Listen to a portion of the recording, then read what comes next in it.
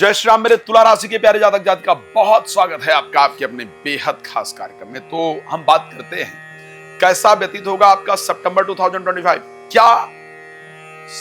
क्या अगस्त में और जुलाई में 2 महीने में नहीं था, क्या इस महीने में चेंज होने वाला है? 2025 में आपको पहली बार इस प्रकार का मंथ मिल रहा है जिसमें आपके राशि के स्वामी आपके 10th हाउस यानी जो कर्म का क्षेत्र है वहां पर गोचर करने जा रहे हैं, जिसको हम नौकरी, व्यवसाय का क्षेत्र, व्यापार का क्षेत्र कह सकते हैं, बिजनेस का क्षेत्र कह सकते हैं, वहां पर गोचर करने जा रहे हैं। तो ऐसी परिस्थिति के अंतर्गत अगर उनका वहां पर गोचर है तो परिवर्तन ना आए ये पॉसिबल नहीं है। लेकिन क्या परिवर्तन आएगा इस पर एक बार हम पूरी तरीके से विस्तार से चर्चा करेंगे। लेकिन एक बात बताना चाहता हूं, यदि आप चाहते हैं कि पितरों की प्रॉपर शांति हो तो इस पितृपक्ष में, जो कि 8 सितंबर से लेकर के 21 तारीख तक रहने वाला है, मैं काशी और हरिद्वार के अंतर्गत पितृ शांति यज्ञ आयोजन कर रहा हूं।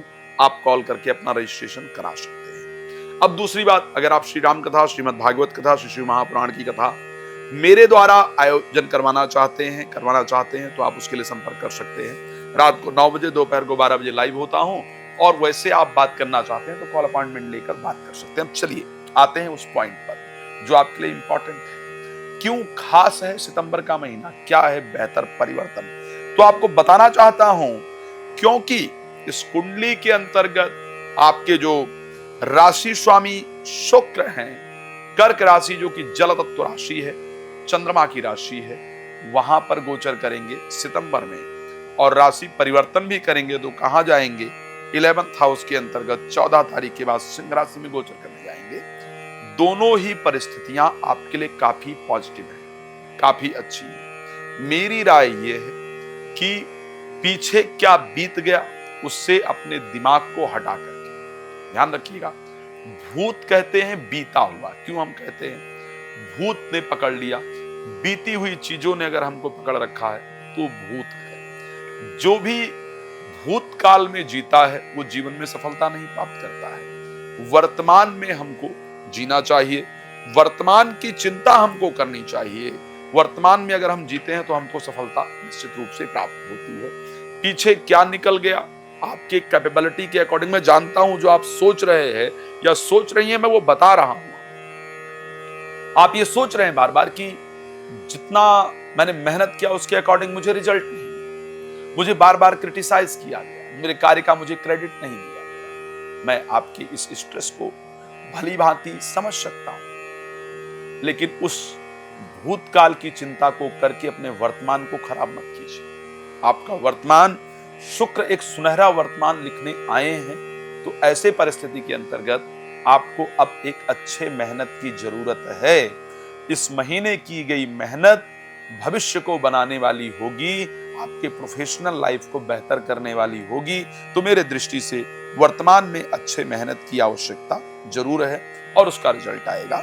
सबसे पहली बात, अगर मैं हेल्थ को लेकर के बात करूंगा, हेल्थ करीब अगर मैं बात करूं 13 तारीख तक तो मुझे हेल्थ बहुत अच्छी दिख रही है।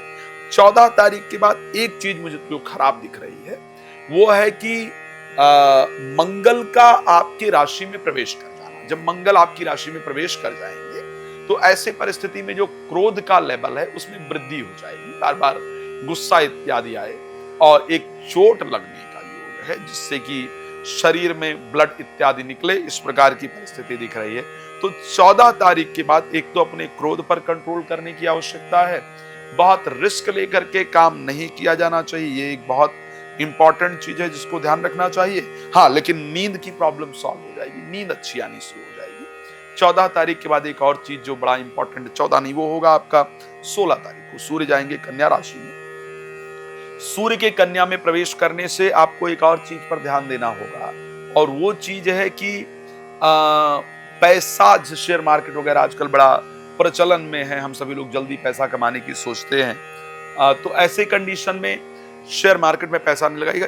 अगर आपने 16 के बाद लगाया तो डूबेगा भाई, ये ध्यान रखना। तो 16 के बाद पैसा लगाने से आपको बचने की आवश्यकता है। मैं एक बात बहुत क्लियर बताना चाहता हूं, अगर आपका जन्म तुला लग्न या तुला राशि के अंतर्गत स्पेशली हुआ है और सितंबर महीने में अगर जन्म होता है और वो भी सितंबर में सितंबर महीने के अंदर होता है, और सितंबर में वो भी अगर करीब करीब 14 सितंबर से पहले होता है, तो ऐसी परिस्थिति में आपके जो सबसे ज्यादा फोकस रहता है वो आपके काम को लेकर के रहता है। ये मैंने करीब करीब देखा है ज्योतिष में।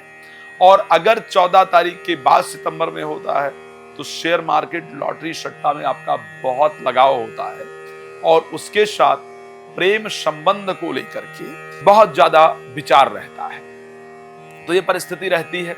मेरे दृष्टि से हेल्थ के पॉइंट ऑफ व्यू से अच्छा दिख रहा है। वेल्थ को लेकर के 16 तारीख के बाद करीब हमको बहुत ध्यान रखना है, अन्यथा वेल्थ का नुकसान होगा। जल्दबाजी में पैसा, चाहे जितना अच्छा ऑफर मिले, बहुत सोचकर चलिएगा, जल्दबाजी में नहीं कीजिएगा, नहीं तो खराब रिजल्ट मिल जाएगा। और कुछ हानि मुझे नजर आ रही है, उस पर सावधान रहेंगे।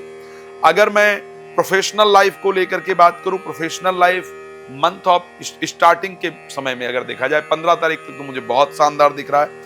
15 के बाद मैं सावधान रहने के लिए आपको जरूर राय दूंगा। भाग्य का बेहतर रिजल्ट मिलेगा। प्रॉपर्टी इत्यादि को लेकर के जो मामला जैसा चल रहा था वैसा ही चलेगा, उसमें कोई परिवर्तन नहीं आएगा। एजुकेशन को लेकर के जैसा मामला चल रहा था वैसा ही चलेगा, उसमें कोई बदलाव नहीं आएगा। कोर्ट कचहरी से रिलेटेड अगर कोई मामला चल रहा था उसमें चेंजेस आ जाएगा, उसका डिसीजन धीरे धीरे आपके फेवर में आना शुरू हो जाएगा। नींद आने में जो दिक्कत मिल रही थी वो दिक्कत आपकी दूर हो जाएगी, नींद आपको अच्छी आनी शुरू हो जाएगी। जीवन साथी के साथ जो विवाद चल रहा था वो विवाद आपका दूर हो जाएगा। इस प्रकार की परिस्थिति है, विवाद से आप अपने आप को बचा पाएंगे। तो ये सारी परिस्थितियां रहने वाली। आप सब लोग जानते हैं कि मैं रात को 9 बजे और दोपहर को 12 बजे आपके साथ लाइव आता हूँ। आप मेरे साथ लाइव जुड़ सकते हैं। ध्यान रखिएगा, पितृ की शांति के लिए आप मेरे साथ संपर्क कर सकते हैं, मैंने आपको बता ही दिया है। पितृ शांति के लिए संपर्क कर सकते हैं। उसके साथ साथ अगर आप चाहते हैं कि मेरे द्वारा श्री राम कथा, श्रीमद् भागवत का श्रवण पुराण कथा हो, तो आप उसके लिए मेरे साथ संपर्क कर सकते हैं, वो भी करवा सकते हैं। भगवान आपके जीवन को बहुत प्रसन्न रखें, मेरी शुभकामना है। आप प्रसन्न हो। जय श्री राम।